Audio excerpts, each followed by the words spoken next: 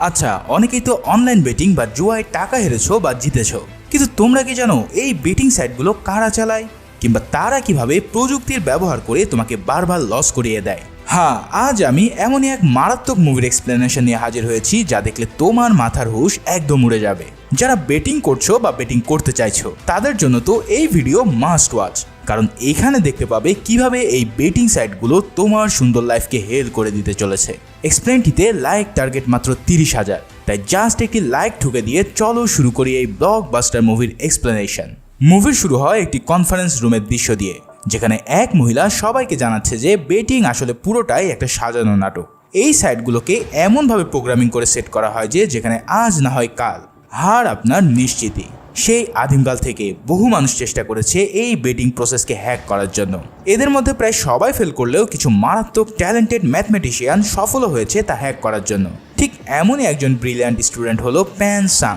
সে মাত্র 20 বছর বয়সে চায়নার অনেক ব্যাংকের বাগ খুঁজে তা হ্যাকও করে নিয়েছিল, কিন্তু প্যানও একবার সেই বেটিংয়ের খপ্পরে পড়ে তার প্রাণটাই হারাতে বসে। কিভাবে তা হয়েছিল সেটাই এবার সেই মহিলাটি বলতে শুরু করে। প্যান যে কোম্পানির হয়ে কাজ করত সেখানে তার প্রমোশন পেয়ে চিফ টেকনিক্যাল অফিসার হওয়ার কথা ছিল, কিন্তু দেখা যায় সেদিন প্যানের জায়গায় নিজের মামা খালুর জোরে প্রমোশন নিয়ে চলে যায় অন্য এক ছেলে। এমন জোচ্চুরি দেখে প্যান সাথে সাথে তার আইডি কার্ড ছুঁড়ে ফেলে দিয়ে সেই চাকরি ইস্তফা দেয়।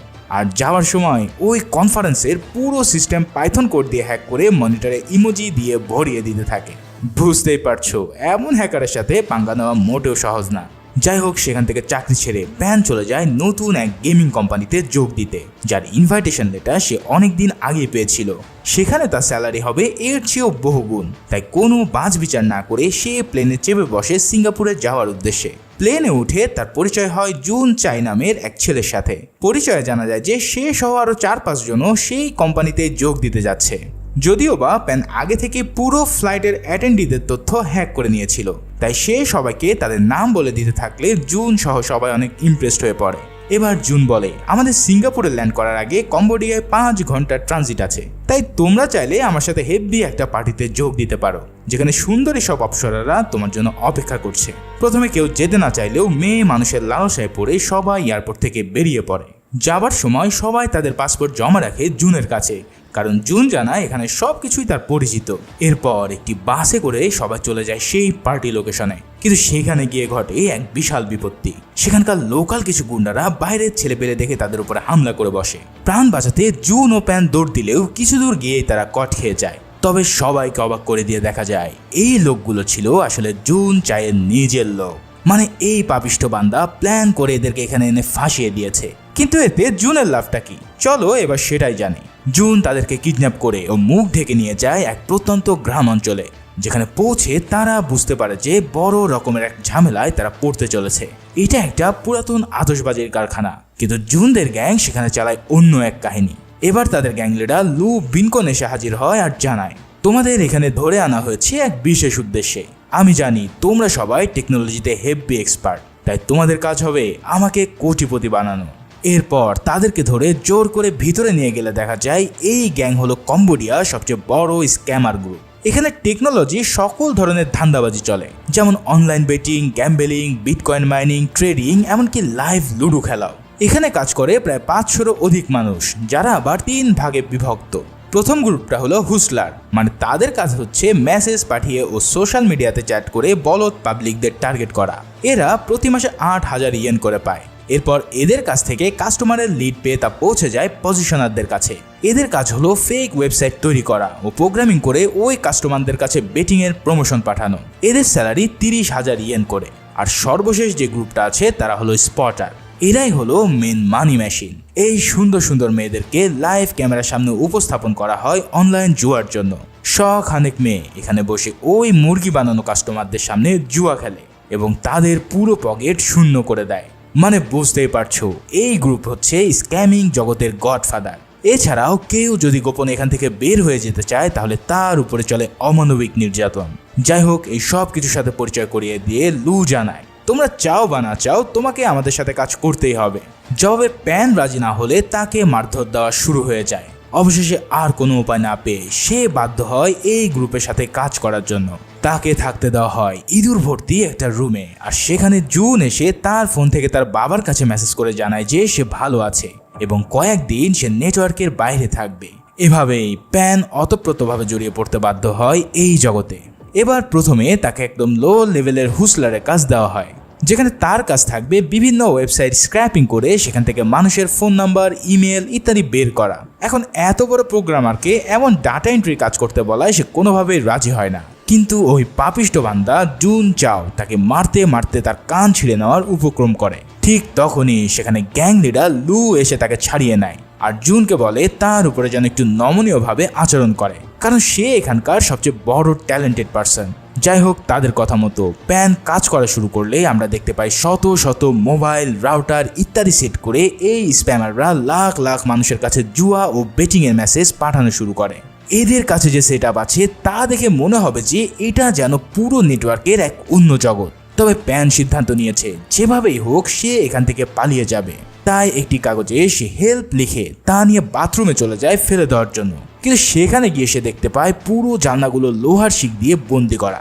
অতঃপর সেখানে এই কাজ করতে গিয়ে সে বাথরুমের কমোড ভেঙে বেজায় পরিমাণে চোট খায়। এদিকে এই শব্দে তখন বাথরুম থেকে বের হয় একটি মেয়ে, যার নাম ল্যাং আন্না। আন্না এখানে জুয়ার মডেল হিসেবে কাজ করছে। এরপর প্যান আন্নাকে তার পালিয়ে যাওয়ার কথাটি জানায়, কিন্তু আন্না বলে এত সহজে এখান থেকে তুমি বের হতে পারবে না। যেমন আমি এখান থেকে তখনই বের হতে পারবো যখন আমি তাদের টার্গেট পূরণ করব। আমাকে টার্গেট দেওয়া হয়েছে $5 মিলিয়ন কালেকশন করার। এই সব কথা শুনে প্যান তখন তাকে বলে, আমি যদি তোমাকে তোমার টার্গেট পূরণ করতে সাহায্য করি তাহলে তুমি আমাকে এখান থেকে বের করার জন্য হেল্প করবে কিনা, বলো তুমি কি রাজি? এই কথা শুনে আন্নাও প্রায় এক প্রকার রাজি হয়ে যায়। এবার চলো জেনে নেই আন্না এই গ্যাংয়ের সাথে কিভাবে জড়িয়ে পড়লো সেই কাহিনী। ও ভালো কথা, আমাদের কিন্তু একটা ফেসবুক পেজ আছে যেখানে এখন থেকে নতুন এক্সপ্লেইন, শর্টস বা আপকামিং নিউজগুলো সহজেই পেয়ে যাবে। তাই পিন কমেন্টে থাকা লিঙ্ক থেকে এক্ষুনি আমাদের পেজ লাইক করে তোমার ভালোবাসা জানিয়ে দাও। আন্না ছিল গোয়াংজু প্রদেশের এক সুন্দরী মডেল। তবে একদিন তার ছবি কে বা কারা ফটোশপে এডিট করে একটি জুয়ার বিজ্ঞাপনে দিয়ে দেয়। যেমন মাঝে মাঝে সোশ্যাল মিডিয়াগুলোতে তোমরা সাকিব আল হাসানের ছবিগুলো এডিট অবস্থায় দেখতে পাও। এদিকে এই নিউজ যখন তার এজেন্সির কাছে চলে আসে তখন তারা সাথে সাথে আন্নার সাথে ডিল ক্লোজ করে দেয়। আন্না বারবার বলতে থাকে এসব মিথ্যে, কিন্তু তার বস কোনো কথাই না শুনে তাকে দূর দূর করে তাড়িয়ে দেয়। হুট করে জব চলে যাওয়াতে আন্না একদম ভেঙে পড়ে। কিন্তু তখন তার বান্ধবী লি তাকে জানায়, আমার হাতে একটা অপরচুনিটি আছে, যদি তুমি চাও তাহলে তা তুমি করতে পারো। এরপর লি তাকে নিয়ে যায় এক এজেন্সির কাছে, যেখানকার মেইন ডিলার ছিল ওই পাপিষ্ঠ বান্দা জুন চায়। মানে বুঝতেই পারছো, এই ছবি এডিট করে তাকে চাকরি ছাড়ানোর মেন কারিগর হলো জুন, যাতে সে বিপদে পড়ে তার গ্যাংয়ে যোগ দেয়। তবে জুন জানায়, আমাদের লাইসেন্স করা গ্যাম্বলিং এর কোম্পানি আছে, তোমার কাজ হবে জাস্ট প্রতিদিন 6 ঘন্টা লাইভ স্ট্রিম করা, বিনিময়ে তুমি পাবে প্রতি মাসে 1.5 লাখ ইয়েন। এত টাকার অফার পেয়ে আন্না যেন একদম আকাশ থেকে পড়ে। সে সাথে সাথে রাজি হয়ে যায় তাদের সাথে কাজ করার জন্য। তাই পরের দিন আন্না সহ আরো অনেক মেয়েকে নিয়ে জুন পাড়ি জমায় কম্বোডিয়ার উদ্দেশ্যে। তবে এবার তাদের নিয়ে যাওয়া হয় ইল্লিগাল পথে। এটা থেকে আন্না বলে তার কাছে তো ভিসা আছে, তাহলে কেন এভাবে তাদেরকে বর্ডার ক্রস করতে হবে? জবাবে জুন বলে, তোমাদের তো ট্যুরিস্ট ভিসা, যার মেয়াদ মাত্র 2 মাসেই শেষ হয়ে যাবে, তাই ইল্লিগালি না গেলে তোমরা সেখানে কাজ করতে পারবে না। এই কথা শুনে টাকা লোভে আন্নাও এটাতে রাজি হয়ে চলে আসে এই গ্যাংদের আস্তানায়। এখানে এলেই তার ফোন ও পাসপোর্ট জব্দ করা হয় আর জানিয়ে দেওয়া হয় যে যতদিন না $5 মিলিয়ন তোমাকে দিয়ে আয় হচ্ছে ততদিন এসব তুমি ফেরত পাবে না। এই কথা শুনে আন্নাও বুঝতে পেরে যায় যে সেও এখানে বড্ড বাজে রকম ভাবে ফেসে গেছে। যাই হোক, তাদেরকে ফটোশুট করিয়ে টিমরা আকর্ষণীয় সব অ্যাডস বানাতে শুরু করে। অন্যদিকে প্যান বানাতে শুরু করে ইউজারদের ডাটা হাতিয়ে নেওয়ার জন্য ওয়েবসাইটের প্রোগ্রামিং। এরপর এই লোভনীয় অ্যাডসগুলো তারা পাঠাতে থাকে লাখ লাখ মানুষের মোবাইলে, ইমেলে ও সোশ্যাল মিডিয়াতে। এভাবে ইউজাররা লোভনীয় অ্যাড দেখে ক্যাসিনো খেলে আর আন্নার মতো সবাই তাদের রূপের জাদু মোহ দিয়ে মুহূর্তেই গরিব বানিয়ে ছাড়ে। এই সব বলার মাঝে হঠাৎ তাদের দরজায় জুন এসে কড়া নাড়তে থাকে। আন্না প্যানকে সেভ করার জন্য তাকে ভিতরে লুকাতে বলে। পরে সে বাইরে বেরিয়ে আসলে জুন তাকে থাপ্পড় দিয়ে জানায় এত লেট করার জন্য তাকে মোটা অঙ্কের জরিমানা গুনতে হবে। কিন্তু হুট করেই এক শব্দ হলে জুনের সন্দেহ হয় আর সে ভিতরে চলে যায় চেকিং এর জন্য। এদিকে প্যানের হাতে থাকা সেই কাগজটি এখন যেভাবেই হোক তাকে লুকাতে হবে। তাই সে প্রথমে তা কমোডে ফেলে দেয়, কিন্তু ফ্লাশ করতে গিয়ে দেখে সেখানে আর কোনো পানিই নেই। তাই সে বাধ্য হয়ে তা আবারও কমোডের মধ্য থেকে তুলে গিলে ফেলতে বাধ্য হয়। এদিকে জুন এসে ঠিকই তাকে পেয়ে যায় আর তার পুরো বডি চেক করতে থাকে। ভাগ্য ভালো যে ওই টয়লেট মাখা কাগজ সে খেয়ে নিয়েছিল। এরপর তাকে সে যখন মারতেই যাবে ঠিক তখনই এক ছেলে এসে বলে ক্যাটফিশ অনলাইনে এসেছে, দ্রুত বস আপনাকে ডাকছে। এখন ক্যাটফিশ আসলে তাদের একজন ক্লায়েন্টের নাম, যার আজ বিশাল অঙ্কের একটা টাকা ইনভেস্টমেন্ট করার কথা আছে। তাই সবাই পরিমরি করে চলে যায় তাকে লুট করার জন্য। এখন কে এই ক্যাটফিশ আর কিভাবে সে ক্যাটফিশ হলো, চলো সেটাই আমরা এবার জেনে নিই। এই হলো সে ক্যাটফিশ, যার নাম তাইয়ান, পেশায় একজন ইউটিউবার ও ভিডিও এডিটর। একদিন তাদের কাজের মাঝে হঠাৎ একটি বেটিং সাইটের মেল আসে আর তারা তাদেরকে অফার করে যে যদি তারা এই অ্যাড তাদের ভিডিওতে দেয় তাহলে 10,000 ইয়েন করে পাবে, ঠিক যেমন আমাদের মতন সকল ক্রিয়েটরদেরকে বেটিং সাইটগুলো মেল করে থাকে। সেই সময়টাতে তাইয়ানদের খুব আর্থিক করুণ অবস্থা ছিল, যাতে করে তারা বাড়ি ভাড়াটাও পর্যন্ত দিতে পারছিল না। এমন সময় এই 10,000 টাকা তাদের কাছে অনেক টাকা ছিল, তাই তারা ইনিশিয়ালি রাজি হয়ে যায়। কিন্তু তাইয়ানের গার্লফ্রেন্ড সাং ইউ তাকে হুট করে ডিসিশন নিতে মানা করে দেয়। কিন্তু তবুও তাইয়ানের মনে হয় আচ্ছা আগে আমি গিয়ে একটু খেলে দেখি এরা ফেক না অরিজিনাল। আর তাই সে ওই লিঙ্ক থেকে ক্লিক করে ঢুকে যায় এক লোভের জগতে। সেখানে ঢুকে সে আন্নাকে সিলেক্ট করে শুরু করে পোকার গেম খেলা। গেম খেলতে গিয়ে সে তো পুরোই অবাক, না চাইতেও কেমন যেন কোটি কোটি টাকা সে ইনকাম করে নিচ্ছে। তার যেন বিশ্বাস হচ্ছে না যে এত সহজে সে এত টাকা ইনকাম করেছে। আসলে এই জুয়াগুলোর প্রথম স্টেপ হলো তোমাকে অনেকবার জেতাবে, এতে করে তুমি কনফিডেন্ট হবে আর বলবে আরে এটা তো আমার কাছে ডাল ভাত। তাই এরপর তুমি আরো ইনভেস্ট করবে। এভাবে একদিকে তুমি জিতবে আর আরো লোভ করে এক পর্যায়ে নিঃস্ব হয়ে যাবে। যাই হোক, তাইয়ান এভাবে সারা রাত ধরে বেটিং করে পরের দিন সকালে স্কুলে যায়। সেখানে গিয়ে সে তার বন্ধুদেরকে মার্টিঙ্গেল ফর্মুলা শেখায়। ফর্মুলাটা এমন যে প্রথমে তুমি $2 বেট নেবে, তাতে যদি তুমি হেরে যাও তাহলে তারপরে $4 বেট নেবে, এর পরেও হেরে গেলে $8। আর এভাবে যতক্ষণ না তুমি জিতবে ততক্ষণ পর্যন্ত প্রাইস ম্যাথমেটিক্যালি বাড়াতে থাকো, তাহলে একবার না একবার তুমি অবশ্যই জিতবে। আর তুমি জিতে গেলে তোমার সব টাকা আবারও ব্যাক পাবে। ভাইরে ভাই, চিন্তা করো, তাইয়ান একদিনেই এতটাই রিসার্চ করে ফেলেছে যে সে নিজের মতন ম্যাথমেটিক্যাল ইকুয়েশনও বের করে ফেলেছে। যাই হোক, সে তো বেশ মজায় পড়ে যায় এই গেমে। তাই সে দিন রাত এই গ্যাম্বলিং করে পার করতে থাকে। তবে এভাবে ইনভেস্ট করতে করতে একদিন সে তার অ্যাকাউন্টে সব টাকা মুহূর্তেই হেরে বসে। আর তখন কোনো ইকুয়েশনই যেন আর কাজ করে না। হতাশ হয়ে যখন সে ভাবতে থাকে না আর টাকা লস করা যাবে না, ঠিক তখনই ওই গ্যাংরা তাকে মেসেজ পাঠিয়ে 5,000 ইয়েন গিফট করে আর বলে এর সাথে আর 10,000 ইয়েন যোগ করলে আমি তোমাকে গ্যারান্টেড সিগন্যাল দেব, যেখানে তুমি 100% উইন করতে পারবে। এই লোভনীয় অফারে তাইয়ান আবারও তার মত পাল্টায় আর নিজের ব্যাংকের সব টাকা নিয়ে সে ইনভেস্ট করে ফেলে। আসলে এই লোভনীয় মেথডের নাম হলো ইনসাইড ডোপ। এটা সব বেটিং সাইটই ফলো করে। যেমন ধরো, প্রথম ডিপোজিট করলে 50% বোনাস পাবে, ফ্রি স্পিন করলে $1,000 ইনকাম করতে পারবে, ইত্যাদি ইত্যাদি। মোট কথা হলো তারা তোমাকে সবসময় এই অ্যাপের মধ্যেই রাখতে চায়, কারণ আজ ভালো না লাগলেও কাল তুমি লোভে পড়ে আবারও ডিপোজিট করবেই। যাই হোক, তাইয়ানের সেই ইনভেস্টমেন্ট কিন্তু এবার আর বৃথা যায় না। সে ঠিকই ওই বেটিং জিতে আবারও ব্যাপক টাকার মালিক হয়ে যায়। এত টাকা ইনকাম করার পর সে একটি ফ্লুট কিনে নিয়ে যায় তার বান্ধবীকে গিফট করার জন্য। সেই মুহূর্তে হঠাৎ তার কাছে আন্না আবারও মেসেজ পাঠায় আর জানায় দ্রুত এই গেমের 25 নম্বর স্লটে বেটিং করো, এই সিক্রেট সিগন্যাল জাস্ট তোমারই জন্য। এই মেসেজ পেয়ে সে তার গার্লফ্রেন্ডকে ছেড়ে সেখান থেকে উঠে পড়ে চার্জার খোঁজার জন্য, কারণ তার ফোনে আর কোনো চার্জই ছিল না। অবশেষে একজনের কাছ থেকে পাওয়ার ব্যাংক নিতে পেরে সে তার পুরো টাকায় ওই বেটিংয়ে লাগিয়ে দেয়। তবে পর মুহূর্তে সে ওই বেটিং আসলেই জিতে যায়। এই কাণ্ড দেখে তাইয়ানের তো কিছুতেই বিশ্বাস হচ্ছিল না যে আন্না তাকে এভাবে গোপন টিপস দিয়ে হেল্প করছে। আসলে এই মেসেজগুলো কিন্তু আন্না দিচ্ছিল না, এগুলো পাঠাচ্ছিল প্যান নিজে, কারণ সে চায় আন্না যেন দ্রুত তার টার্গেট ফিল আপ করে আর এখান থেকে বের হয়ে তাকেও বের করতে পারে। এভাবেই একদিন তাইয়ানের কাছে মেসেজ আসে যে অনেক তো হলো অনলাইন গ্যাম্বলিং, এবার চলো স্পোর্টস বেটিং শুরু করি। তার কথা মতো তাইয়ানও লোভে পড়ে ঢুকে পড়ে ফুটবলের স্পোর্টস বেটিং এ।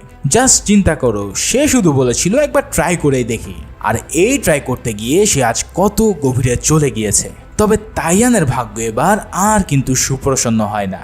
সব টাকাগুলো সে একদিনে স্পোর্টস বেটিং করে শেষ করে ফেলে। মানে এতদিন সে যা প্রফিট করেছিল তার সবই একবারে এবার চলে যায়। কিন্তু এই জুয়ার নেশা তার ভিতর থেকে যেন কোনোভাবে যেতে পারে না। তাই সে অফিস থেকে এবার অ্যাডভান্স লোন নেওয়া শুরু করে।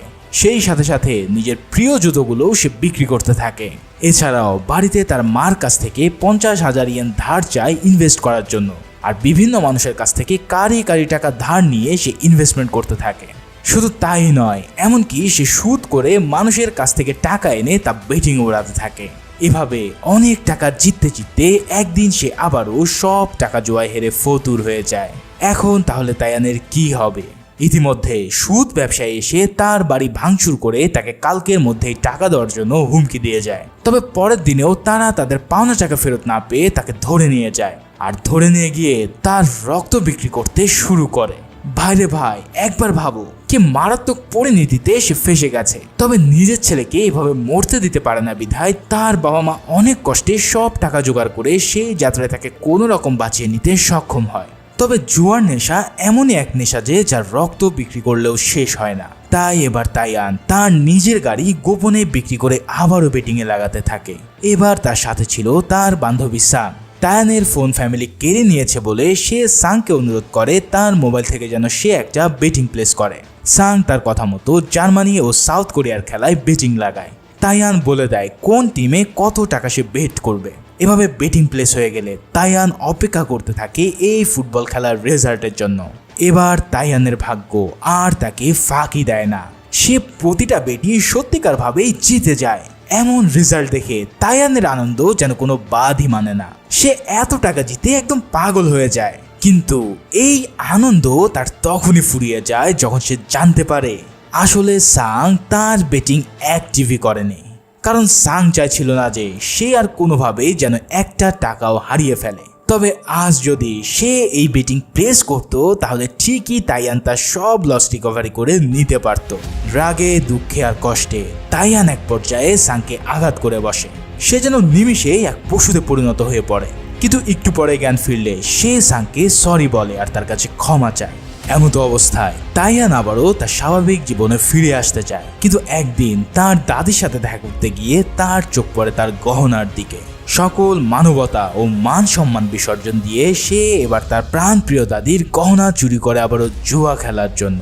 আসলে তাইয়ান নিজেও চায় যে এই লাইন থেকে বের হতে, কিন্তু কোনোভাবে যেন সে তার মনের সাথে পেরে উঠছে না। এভাবে সেই গহনা বিক্রি করার টাকাও একদিন সে খুইয়ে ফেলে। আর এরপর তাইয়ান যেন তার মানসিক ভারসাম্য হারিয়ে ফেলে। এমন খারাপ অবস্থা দেখে সাং এবার পুলিশের কাছে যায় তার বয়ফ্রেন্ডের ব্যাপারে আলোচনা করতে। সে গিয়ে দেখা করে সাইবার ক্রাইম ডিভিশনের চিফ জাওয়ের সাথে। জাও জানায় তারা এই ফ্রড কেসকে ইনভেস্টিগেশন করছে। সাং তাকে সেই স্প্যামিং মেল আর অন্যান্য ডকুমেন্টস দিলে তারা সেটা নিয়ে কাজ করা শুরু করে। এদিকে তাইয়ানের এই অবস্থায় তার পরিবার তাকে ঘরে বন্দি করে রাখতে চাইলেও সে তার মায়ের সাথে ইমোশনালি ব্ল্যাকমেল করে তার মোবাইল ফেরত চায়।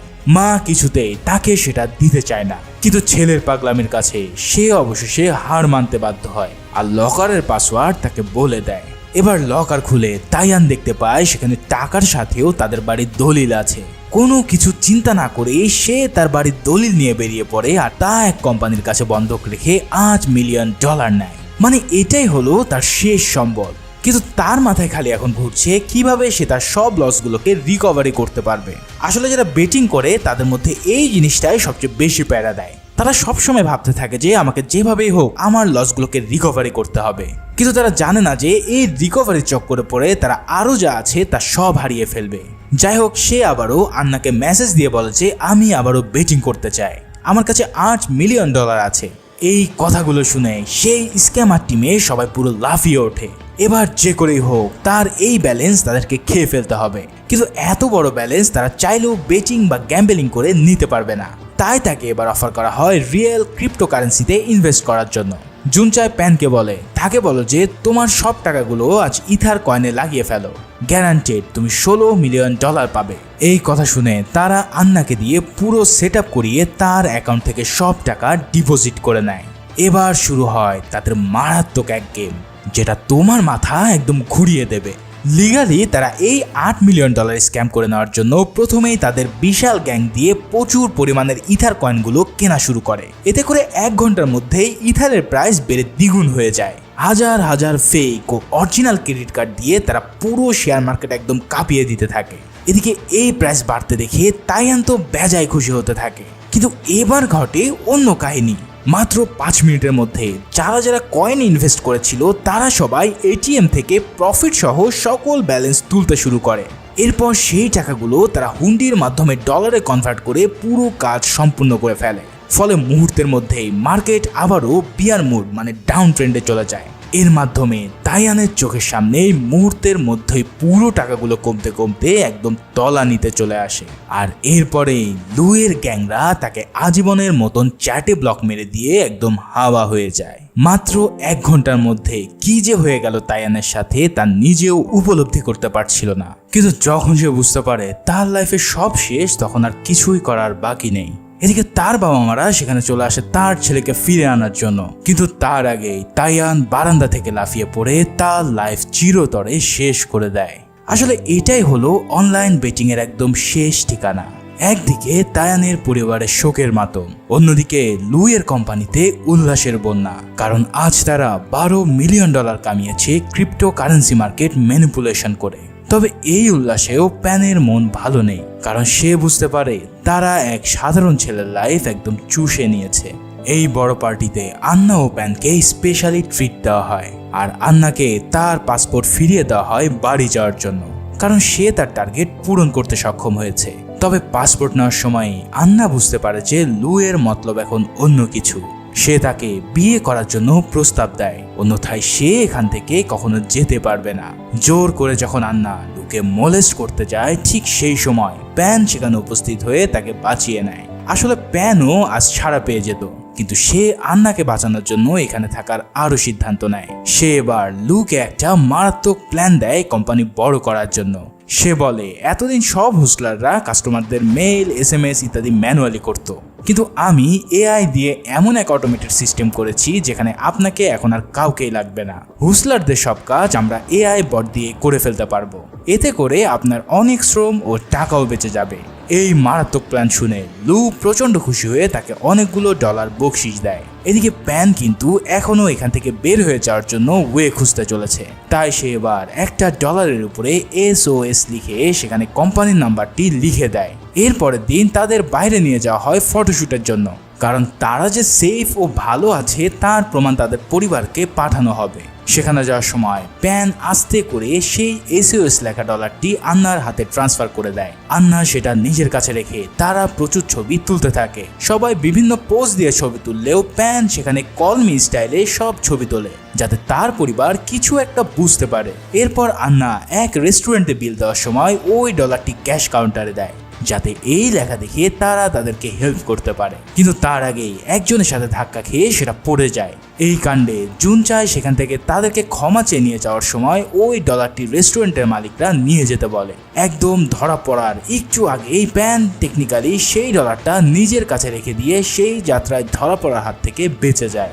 এদিকে প্যানের সেই AI টেকনোলজি কাজে লাগিয়ে সফল হওয়ার পর লুই তার সব হুসলারদেরকে চাকরি থেকে অব্যাহতি দিয়ে বাড়ি পাঠায়। সেখানে জিম নামের এক লোকের সাথে প্যানের আগে থেকে ভালো সম্পর্ক ছিল, তাই প্যান তাকে বিদায় দেওয়ার সময় তার হাতে ওই ডলারটি গুঁজে দেয়, যাতে সে বাইরে গিয়ে তাদেরকে উদ্ধার করতে পারে। কিন্তু জিমদের নিয়ে বাড়ি যাওয়ার পথে জুন চায়ের বিড়ি শেষ হয়ে গেলে সে তাদের কাছে ক্যাশ ডলার চায় 2 প্যাক মালবোরো কেনার জন্য। কিছু না বুঝে প্যানের দেওয়া সেই ডলারটি জুনকে দিয়ে দিলে জুন তা নিয়ে দোকানে গিয়ে সিগারেট কিনে নিয়ে আসে। কিন্তু কাউন্টারের মেয়েটা জুনকে ডাক দিয়ে বলে যে আমরা এই নোট নিতে পারবো না, কারণ এইখানে কিছু একটা লেখা আছে।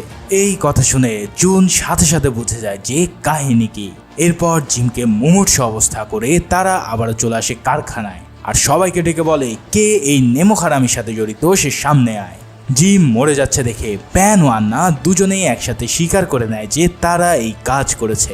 তখন রেগে গিয়ে তাদের দুজনের উপরে চালানো হয় এক নির্মম অত্যাচার। আন্নার হাতে সব আঙ্গুলগুলো জুন চায় টুথপিক দিয়ে উপড়ে ফেলতে থাকে, আর প্যানকে তার বন্ধুদেরকে দিয়ে পিটিয়ে তার পায়ের হাড়গুলো গুঁড়ো করে দেওয়া হয়। শেষমেশ জিমকে গুলি করে হত্যা করা হলেও আন্না ও প্যানকে তারা শাস্তি দিয়ে বন্দি করে রাখে, কারণ এই দুজনই তাদের গ্রুপে সবচেয়ে ট্যালেন্টেড পার্সন। তবে আন্নাকে কোথাও নিয়ে যাওয়ার সময় সে গাড়ি থেকে এবার পালিয়ে যায়, আর অন্ধকারের মধ্যে দিয়ে সে চলে যায় পাশের থানায়। সেখানে গিয়ে সব খুলে বললে পুলিশ তাকে হেল্প করার আশ্বাস দেয়, কিন্তু একটু পরে দেখা যায় এই পুলিশরা বহু আগেই লুয়ের কাছ থেকে টাকা খেয়ে তাদের হয়ে কাজ করে। ফলে কিছুক্ষণের মধ্যেই জুন সেখানে এসে আন্নাকে আবারও ধরে নিয়ে যায়। এরপর সে তাকে একটি জাহাজের ইয়ার্ডে নিয়ে গিয়ে একটি বস্তায় ভরে, তারপর সেই বস্তাকে সে পানিতে ফেলে আন্নাকে সে ডুবিয়ে মারে। পুরো বিষয়টা জুন ভিডিও করে রাখে লুকে প্রুফ দেখানোর জন্য। কিন্তু অবাক করা বিষয় হলো জুন কিন্তু ঠিকই পরে আন্নাকে আবারও পানি থেকে তুলে আনে আর তাকে